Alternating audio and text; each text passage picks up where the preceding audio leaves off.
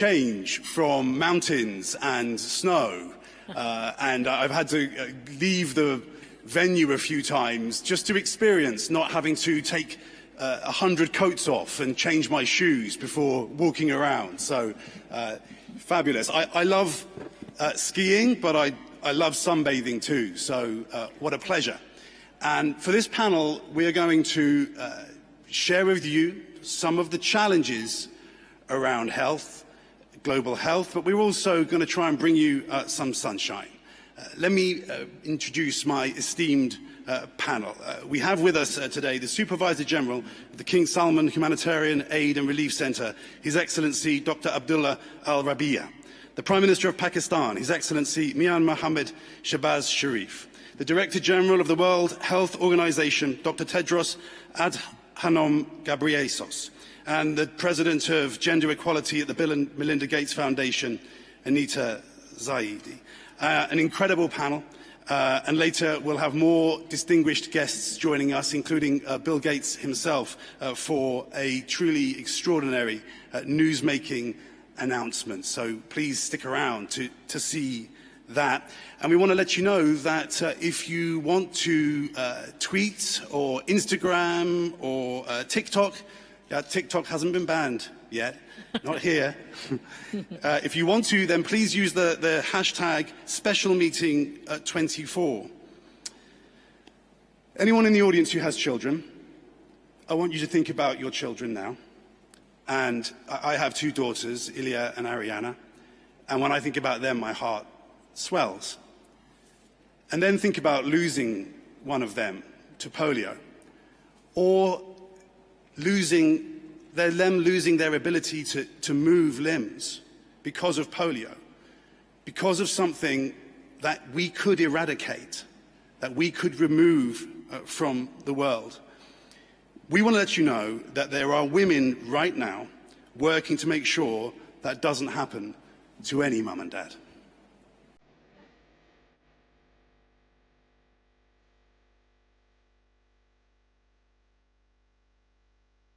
I joined polio program in order to help my community. خدمت کوچکی به طفل افغانستان هم میکنم که پولیو از بین بره فلاج اطفال. जब intra campaign में ये door to door जाती हैं तो सबसे पहला काम जो हम करने जा रहे हैं वो यही है कि हर बच्चे को वैक्सीनेट करें. دیگه تقریبا روز 100 خانه ما میبینیم که در مجموع طفل که باز طفل است 170 یا 180 طفل ما واکسین میکنیم. This is not an easy work. I usually work 5 to 6 hours every day. जब मैं यूसी में आई तो यूसी में रिफ्यूजर्स की तादाद बहुत ज़्यादा थी.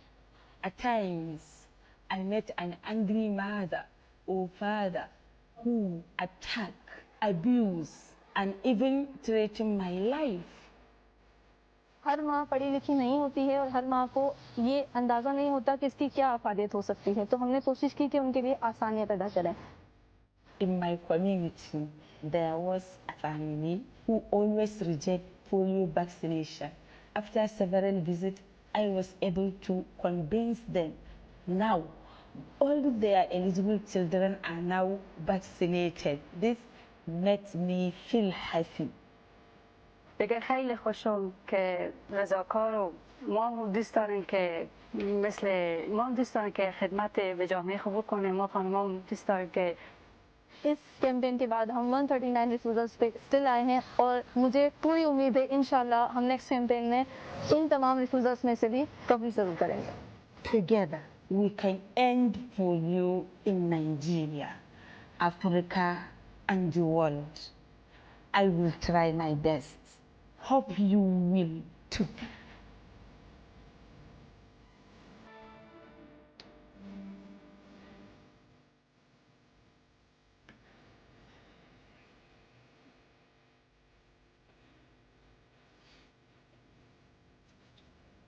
And we'll hear from, yeah, absolutely. We'll hear from Anita Zaidi in a moment on why women's health is good for all of us and why it's still not being prioritized as it should be. But let's begin our panel with Dr. Tedros. Dr. Tedros, How do you envision global health priorities changing over the next few years? And what are you excited about? And what are you worried about given this outlook? Yeah, thank you. Maybe I would like to start from what you said, what I'm excited about. Maybe I would start from there. And you spoke about polio. If there is one thing that excites me, is about eradication of polio. We're very close. We're in the last lap. Of course, the last mile is the hardest, but that's when we need to really put all our energy to cross the finish line. And I would like to use this opportunity actually to thank Bill Gates for his passion and commitment to this for many years now, non-stop, and continued. So I'm very grateful for that, and also to our host Saudi and all partners actually for their commitment to polio eradication. So that's one thing that excites me. And then the second one is especially technology. We have seen during COVID, for instance, in speeding up the development of vaccines and other tools, how technology is important. And we see it in other areas as well. So the use of technology, including AI, I think will change things, and we hope will narrow the gaps that we see in terms of access to health services. And then to the priorities, of course, I think the SDGs still holds, and we have to do everything to achieve the SDGs. Although, you know, we are off track in terms of SDGs. For instance, if you take access, some examples, of course, Anita will speak about the mothers, but on, you know, if I speak about children, we have 4.9 million deaths of children every year. That's a lot.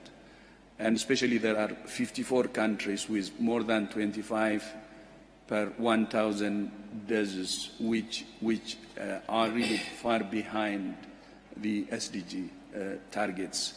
So the commitment to SDGs is saving lives, as you said, especially our children, and thinking SDGs in terms of our children, in terms of the needless dying of mothers that Anita will say, is very important. So in terms of priority, it has to be the SDGs. Then two factors maybe in the SDGs I would like to add is in terms of access and financial hardships. 4.9 billion people now, as we speak, do not have access to the essential services they need based on a certain quality that the service should be provided. And 2 billion face financial hardship accessing services that could impoverish some of the families, by the way. So if we're talking about UHC and access, then the two factors are really important in regard to SDGs and our priorities. Of course, there are many other things that you know, the world is doing. I don't want to go into details of those, but I think these two measures, though, the access and the finance, are really critical, and that means there is a need for political commitment in order to improve access and also to address the financial hardships that 2 billion people are facing. So making that clear link between the Sustainable Development Goals, the 4.9 billion people you talk about, yes. If you're going to tackle what you could call the global health crisis, that's where you have to put the attention. That's where it really matters. Exactly. Yeah. That's where we should really focus. Yeah. Prime Minister Sharif, let's talk about your country and as a specific example. In the face of the global health threats Dr. Tedros has just alluded to, can you talk about the systematic challenges you've negotiated when it comes to strengthening your health systems? What lessons do you think we can learn from your country's experience? And I just want to point out to the audience that you were not just Prime Minister of Pakistan, of course, but also you were Chief Minister for Punjab for a very long time, tackling dengue, another real challenge. Yes, thank you very much. Let me start from my personal example. In 2003, in this very country, when I was guest of people of Saudi Arabia, I was in exile, I was struck by a very, nasty cancer, adenocarcinoid. And I was flown to New York, and in Sloan Kettering I was operated upon. I had hemicolectomy. It was in the appendix, and I had to pay at that point in time thousands of dollars from my pocket. And I wondered how many people in my country can afford this kind of expensive treatment. And I said, not very many.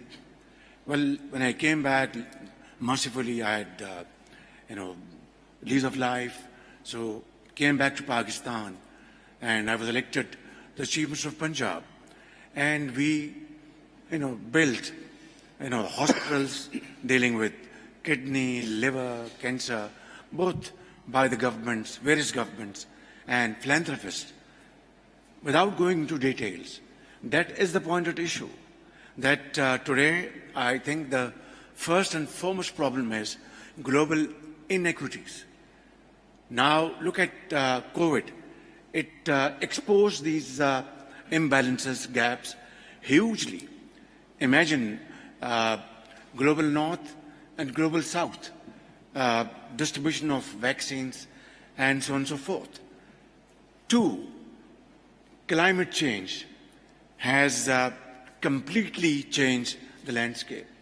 Pakistan does not contribute even a fraction of emissions, yet we are on the list, red list of climate change, and in 2022 we experienced the worst climate change floods in Pakistan, devastating everything from hospitals, schools, lands, agriculture, everything. And we had to invest hundreds of billions of rupees to rehabilitate people. But when it came to the question of seeking funds from abroad, those were loans, expensive loans. Can a developing country afford that? 3, if you want to use your meager resources to provide access to decent health care to the people, wherever there's a way, there's a will, there's a way. That's my belief. And as Chief Minister of Punjab, I, by the grace of God, was able to provide in the far nook and corner of my province. It's a province of 140 million people. Wonderful hepatitis facilities in every remote area of the province. Provided with CT scans all over the province. Poor people who are very in dire need of providing food and education to children cannot waste time. So I provided CT scans in their areas, which were the reports uploaded, brought to big centers of Punjab, and then the experts would look at that and send back the report in the evening, and they would get medical facilities. 3, I was able to, by the grace of God, build one of the finest hospital for kidney and liver in Lahore, which is probably the best in South Asia. And, poor people going to India, to China, expensive treatment, we offered them in Lahore, saving very, very, scarce foreign exchange and getting them free treatment who are poor, and we would charge who are rich. And this combination of cross-subsidy, we were able to provide facilities to the people. And then dengue, in 2011, it struck Pakistan, and most of all, it struck the city of Lahore. And he would bear me out. This dengue outbreak was probably the biggest around the globe. I have to confess here in front of this August Assembly, I didn't know much about dengue. Believe me. We collected experts, and then, from 6 in the morning till late night, I would have meetings. It was the entire government and civil society, philanthropists, experts, doctors, and common man. We all got them together. Went for lava, went for these brigades would go out and find various lava and trying to finish them through modern techniques. It was a challenge of sorts.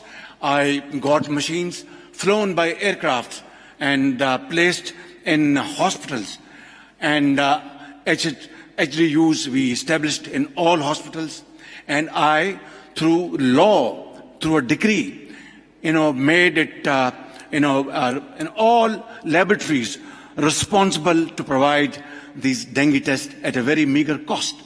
And that's how we were able to control dengue. And that's an extraordinary thing. Sri Lanka, just 30 seconds. Yes. Sri Lankans, they gave me a flashing sign that, Chief Minister, this year you will have deaths amounting to thousands of people. And I was dead scared. I couldn't sleep that night. But mercifully, through this collective efforts, only 250 people died. And next year, there were dengue patients, no death. In Punjab, 100 million people? More than 100 million people? 140 million. 140 million. Yeah, that's right, in Punjab. Yeah. And that became a test case around the globe, a study.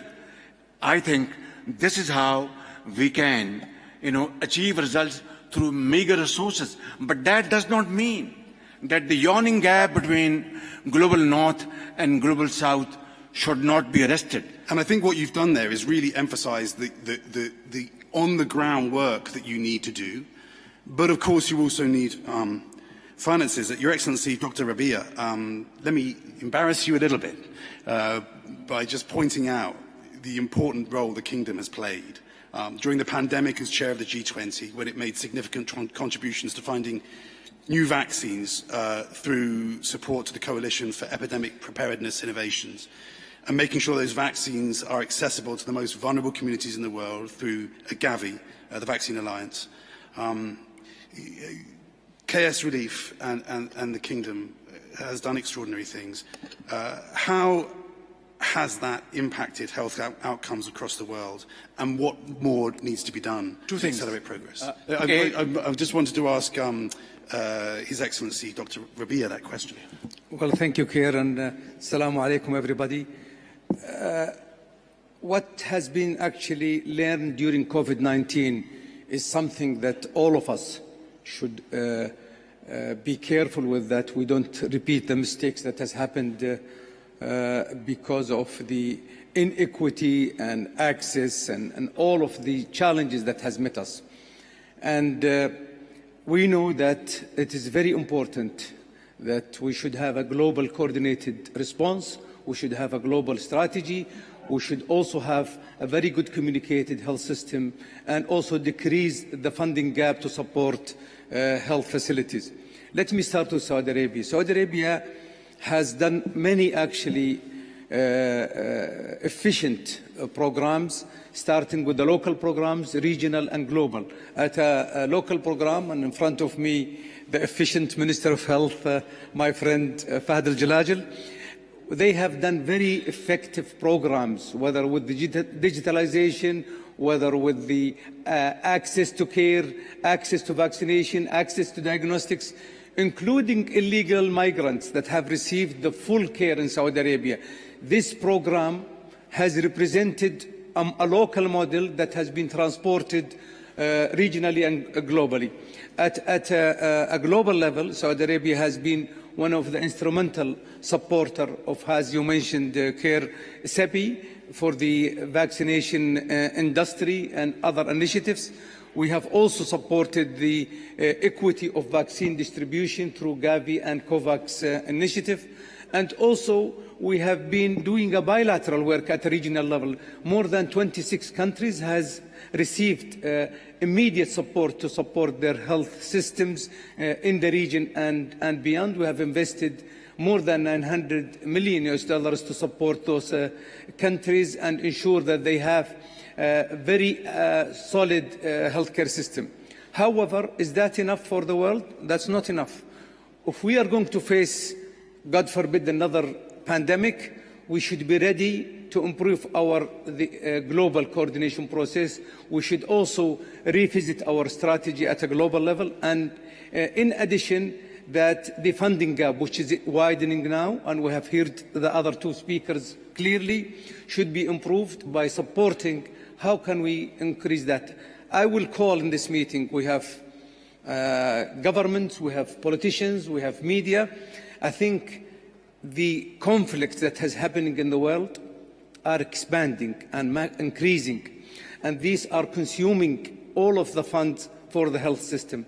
I call upon all of the politicians and influencers to follow the example of Saudi Arabia by mediating peace-solving processes to ensure that we save the money to help communities in need, and I'll stop here.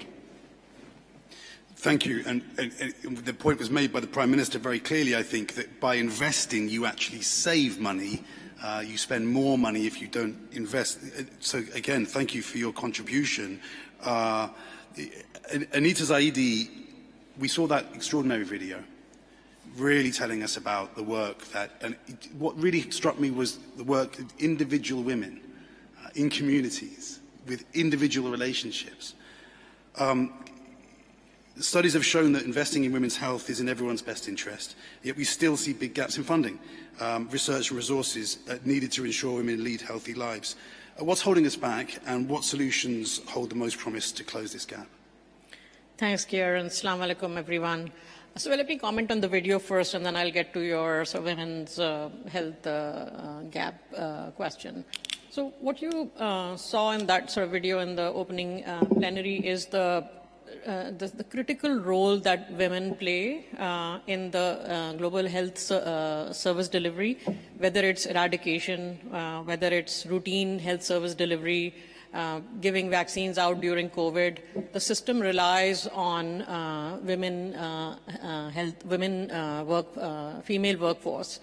And until recently, we haven't done, as a global community, a great job of understanding what are the issues that women in the frontline health workforce, which is actually now 70% of the global health workforce is women, what are the issues they face that helps them not deliver what we are looking for, such as getting polio vaccines to every child in remote areas, tough to reach areas.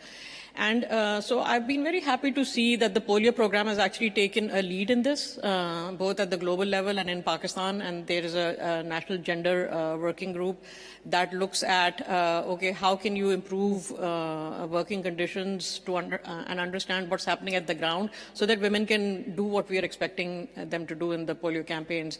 And so series of workshops, and national surveys, and things that turned up were really interesting. Like, for example, no access to toilets during the whole working day was really hampering their efforts. Harassment, not having ID cards that they could show that they were actually part of the official government response to polio. And so now co-designing solutions with women, frontline women health workers is really leading to a much better quality of campaign. So that's kind of what you see from that video, how women taking women's ideas on board can really improve a lot of the health issues that we see. Now, why is women's health focusing on women's health such a critical issue in general? So you talked about the health gap, and it's actually a very underinvested area of global health and a very underinvested area of global pharma R&D. And this underinvestment then results in some really startling statistics. So, for example, Dr. Tedros talked about child mortality, like 4.9 million children are dying every year. Now, that's huge progress over the the last 20-25 years, where child mortality has been, even though many more children are being born, child mortality has been cut in half. And we made huge progress in maternal mortality during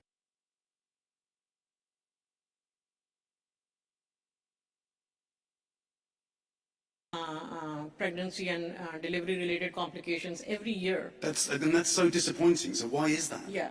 So the reason is underinvestment in both R&D and innovations for women, and then underinvestment in the health systems. And addressing both of these is critical. And there's lots of things that we can do. So, for example, I'll give you the postpartum hemorrhage example, which is the most common reason that women die during childbirth. Until recently, the gold standard for diagnosing if a woman was having excessive bleeding was that you would eyeball the amount of blood that was on the floor, okay, and say, okay, this looks too much and maybe I should do something. We invested in a very simple drape, a calibrated drape that is a plastic drape that has a sleeve at the end of it, a pocket that can collect the blood and tell you if it's above a certain threshold. And just doing that simple innovation resulted in a lot of lives saved during the study, and then rolling this out would save hundreds of thousands of lives. So there's actually lots of now new innovations coming up that are online, ready to roll out. And the plastic drape is one. We now have something as simple as a single injection of IV iron given during pregnancy can cure anemia during pregnancy. AI-enabled ultrasound that can be used by frontline health workers will really revolutionize antenatal care and primary health care settings. So there's a lot of these things that we can do if we had the investment, both on the innovation side and on the delivery side, to really make a difference. So in a simplistic sense, what I'm learning from you is that we are trying to put together a jigsaw of the money and really good ideas, sometimes simple ideas, yes, and work on the ground like we saw from women in that video.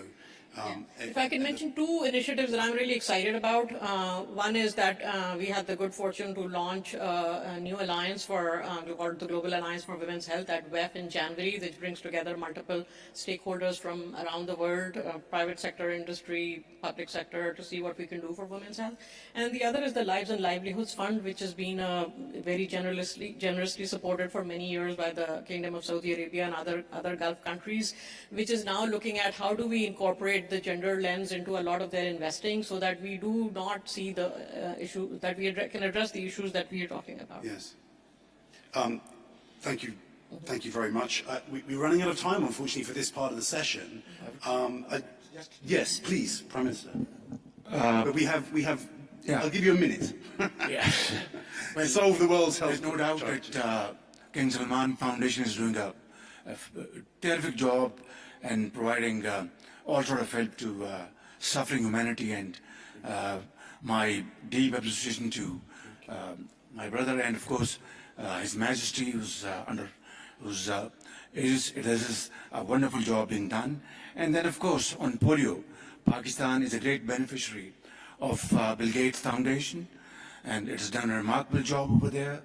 Of course, 50 million vaccines every year, and I think if I did not acknowledge Bill Gates' generosity here, I think I will not be fair to myself and fair to him. Despite 2022 floods, which washed away large swaths of land, we were with great difficulty were able to vaccine children. I think this cooperation goes, and I think one day soon we'll be over the hump. Prime Minister, that is so hopeful. Thank you. And let's just we've got less than a minute, Dr. Tedros, but I couldn't have you on the stage without asking you that question, and you're going to not thank me for asking you in a short time to answer an impossible question. Do we have the capability to ensure that we don't see another pandemic, the like of which we saw while you were leading the World Health Organization? Yeah, I think the answer to that is we're unprepared and we're still vulnerable to the same problem. But the good news is, based on the lessons learned, we're building something. For instance, we're trying to address the surveillance by building a collaborative intelligence and a mechanism to share pathogens so that can be used for research and development. And for countries who have potential, they are moving into production of the tools to address the equity problems. And there is a pandemic fund now created. The World Bank is running it, and WHO is part of the Secretariat. And there are many other initiatives that have started. This is really important. But the key is, how can we have a binding pandemic agreement that member states would respect? So if anything happens, first of all, the best is to prevent it, and that's why we're building capacity. But we need to have a binding agreement in order to prevent or to early detect and respond in a better way. So, and that's what you're hoping for this year. Exactly. That's what you're hoping to see this year. As we speak, member states are now negotiating. Yes. And I have been following the negotiation, and I'm hopeful that by May 2024 there will be a deal. And that will help us to prepare better and prevent the same thing with COVID, like COVID, from happening. But one thing I would like to underline is, there was a question, 3 seconds, 30 seconds. There is a question that's asked many times, who has done well during this pandemic? Maybe as a group, the Mekong region did better. And the reason for that is they had muscle memory from 2003 SARS. Now, I think the whole world has the muscle memory, and hope they will use all their experience to prepare, especially the preparation and capacity at country level is the most important, to prepare and prevent the same thing from happening in the future, because the whole world has a muscle memory now. A television reporter like me is constantly being told by producers to rap, so there's some enjoyment in having to do that to somebody else, but that's such an important message. Dr. Tedros, thank you very much. Excuse us now, we're going to have a little choreography. Please don't leave, the best part is coming. A news-making announcement is coming, but I'm going to ask you, Dr. Tedros, Prime Minister Sharif, and Anita Zaidi to leave the stage while we prepare for the next part of this presentation.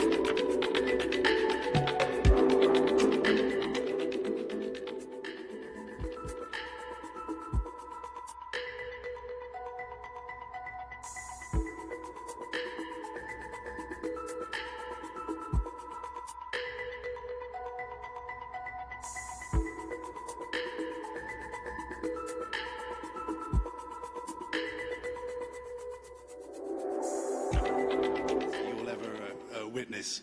And I want to invite...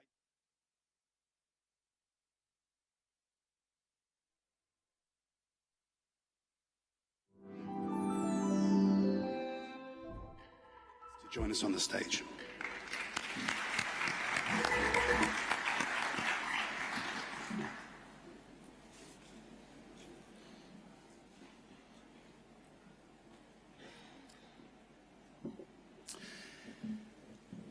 Thank you, gentlemen. Well, we now have a really special announcement to make, a really news-making moment. The world has made incredible progress towards one of the most ambitious global health goals, the eradication of polio.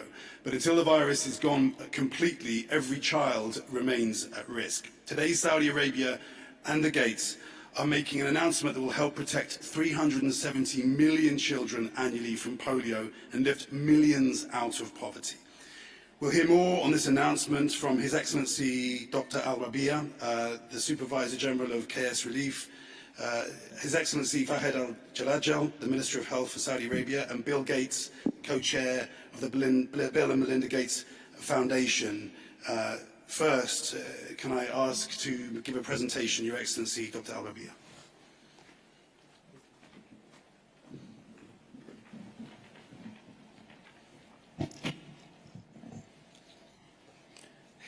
Excellencies, ladies and gentlemen, there is no doubt that by strengthening global health planning and cooperation, we can improve health outcomes and save lives. The number and severity of the crisis in the world compels us to reach for innovative means to help all countries to meet their health challenges more immediately and also more effectively. Today's theme of redefining the global health agenda could not be more appropriate or more important. Firstly, we must ensure that sufficient financial resources are available to support health systems of developing countries, epidemics, infectious diseases, and the destruction of health infrastructures due to conflicts and natural disasters can erode the ability of the country's health system to provide even the most basic care. The global donor support base must be widened to include non-traditional donors, including more the private sector contributions and public donation campaigns. Improving the access and also affordability of developing countries to the latest innovations and technologies is also equally essential, and our healthcare training and also capacity building.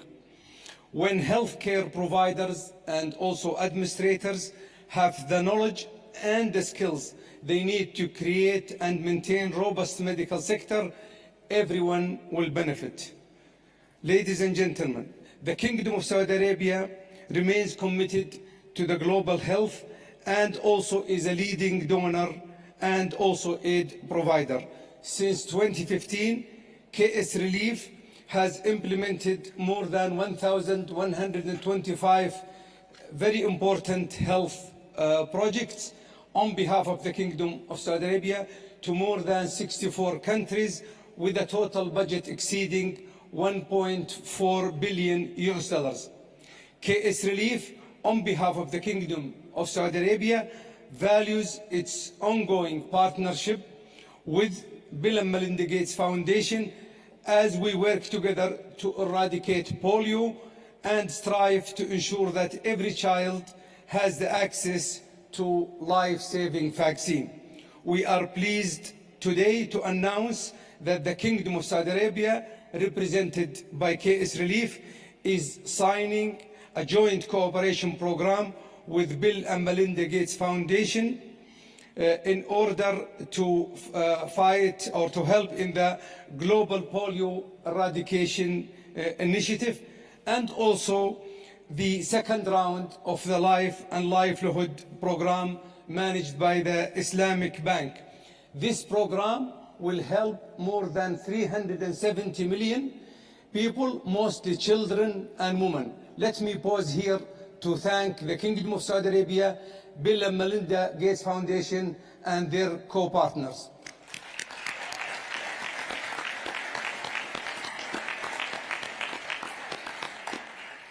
Saudi Arabia encourages every country to contribute by all possible means to strengthen the global health system. It is up to us, it is up to all of us to ensure that the future of humanity is healthy and hopeful to everybody. Thank you. Dr. Al-Rabi'a, thank you very much. And now can I invite the Minister of Health of Saudi Arabia, Fahid bin Abdul Rahman Al Jalajal, to address us. Thank you, Your Excellency Dr. Abdullah. Your Highnesses, Your Excellencies, distinguished guests. It is with a great honor and gratitude that I address you today. As we come in this close session for the insightful and thought-provoking session on bridging the global health gap. I would like to thank the esteemed panelists for the critical discussion on bridging the global health gap, which has shed light on the pressing challenges of global health. As we look ahead, the prospect of change brings excitement and, in the same time, brings concern when discussing global health challenges. The looming threat of climate-related health issues underscores the need for proactive measures to safeguard against future challenges. Based on past experiences, it is imperative that we coordinate our global response mechanism to mitigate the impact of pandemics and emergencies. National coordination is also vital in overcoming these challenges. In Saudi Arabia, we have established a platform for effective cross-sectorial collaboration by launching a ministerial committee for health in all policies. This committee brings together various sectors to collectively work toward enhancing the health of our nation by integrating health, equity, and sustainability into all decision-making processes. Ladies and gentlemen, our stride toward polio eradication signify not only progress, but also hope for the healthier future. Achieving a polio-free planet would be monumental success and a testament to global collaboration. In this context, Saudi Arabia's pivotal role in the region and globally shows the leadership in action to declaring the world free from polio. Ladies and gentlemen, humanity faces many other global public health threats, and antimicrobial resistance, AMR, stands out as a silent pandemic. Therefore, to bridge this gap and to address this critical issue, I would like to take this opportunity to extend the invitation to you all to attend the 4th high-level ministerial conference on AMR, which will take place on the 15th and 16th of November in Saudi Arabia. This conference will be titled From Declaration to Implementation, focusing on accelerating action. Let us all remain committed to creating a healthier, more resilient world for future generations. And remember, this investment toward health isn't just a good to have. It is a strategic imperative to thriving more resilient for futures together. On a final note, it is my pleasure, with great excitement, to announce our partnership with the Bill and Melinda Gates Foundation. We will shortly sign a memo of understanding between the Ministry of Health and the Foundation that signify strategic collaboration between both entities. Thank you.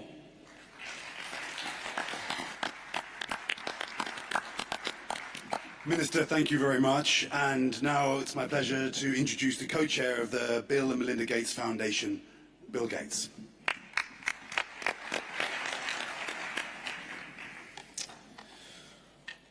Well, good morning, Your Excellencies, dear guests. In my life, I've been very lucky to participate in 2 major revolutions, relatively short periods of time when impossible dreams became global realities. The first was almost 50 years ago when Paul Allen and I started Microsoft. We had a dream that the computer would be a great tool for everyone. Many people thought that was impossible. After all, there were almost no personal computers in existence back in 1975. But we were determined to make it happen because we thought a world where everyone had that tool would be a fantastic innovation. And now we've achieved that. Computers not just on every desk, but in almost every pocket. But as amazing as that was, I'd say the second revolution to me is almost more amazing. It was 25 years ago when I was finishing my full-time career at Microsoft and starting my full-time career in philanthropy. In the year 2000, 9.9 million children died before reaching their 5th birthday. I remember learning that number and finding it hard to believe, especially because I had just become a new father. Why were millions of kids dying from preventable causes like diarrhea and pneumonia? In fact, vaccines existed for most of these deaths, and yet we weren't getting them out to the world's children. Back then, the idea of cutting child mortality in half in less than a generation seemed far-fetched. But it was done. By 2022, the number of kids who died before the age of 5 was down to 4.9 million. This is a result of a remarkable effort to improve vaccines, drugs, and other tools, and, most importantly, deliver them to the children who needed them all over the world. But of course, we all see this 4.9 million number as something we need to reduce further. So we have a remarkable human achievement, but still further to go. Of course, our goal should be to cut that number in half again, and I believe we can do it. In fact, I believe the potential to enhance children's well-being goes even beyond mere survival. We can get rid of this disease polio that historically paralyzed hundreds of thousands of children every year. Protecting children's health seldom stems from a single innovation. It typically requires the synergy of a number of tools and collective work.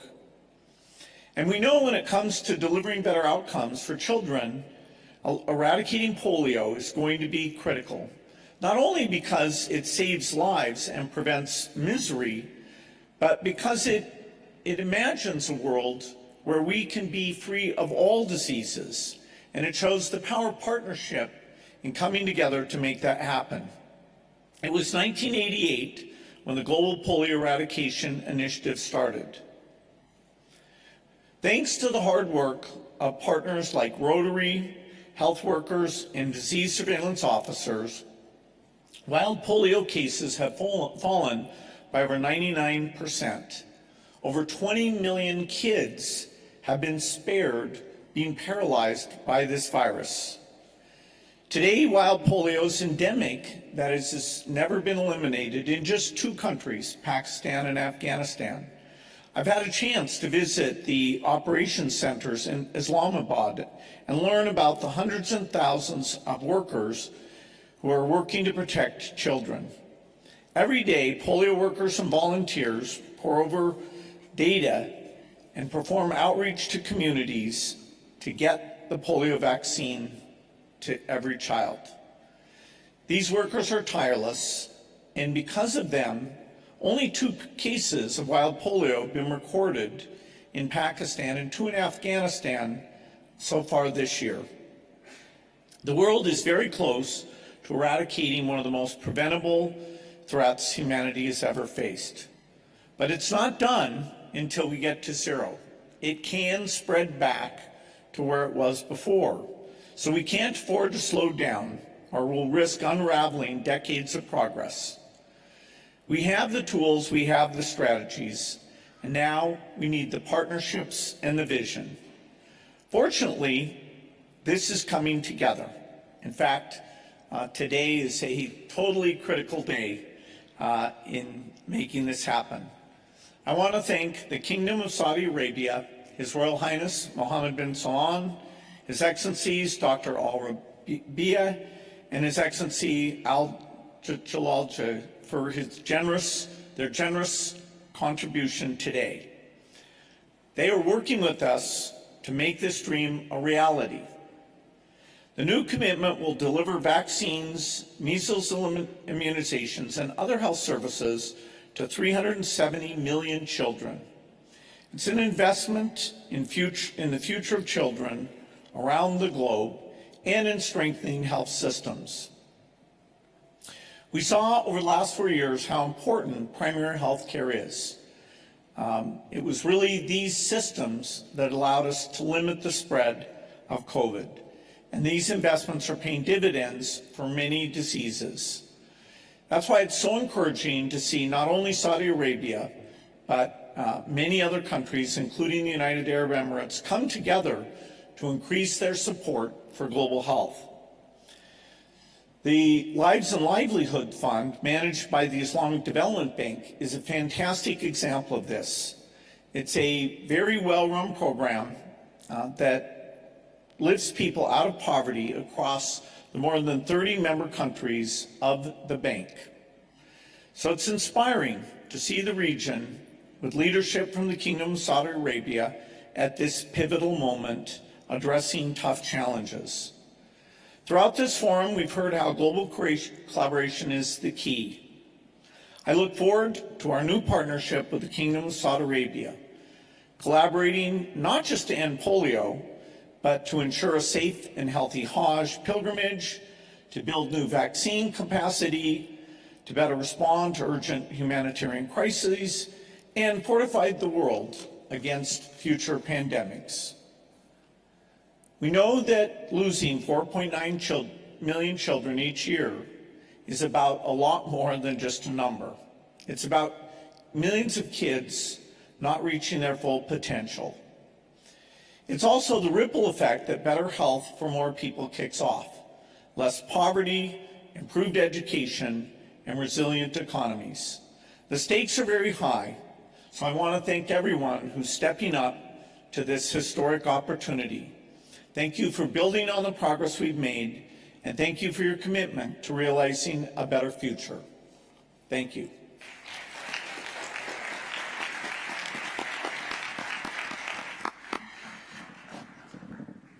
Bill Gates and Dr. Al-Jalal and His Excellency Dr. Al-Rabi'a, thank you both. Thank you all very much. And now I want to invite the Prime Minister of Pakistan and the Director General of the WHO and the President of Gender Equality at the Bill and Melinda Gates Foundation to come back to the stage for photographs. Thank you very much, everybody.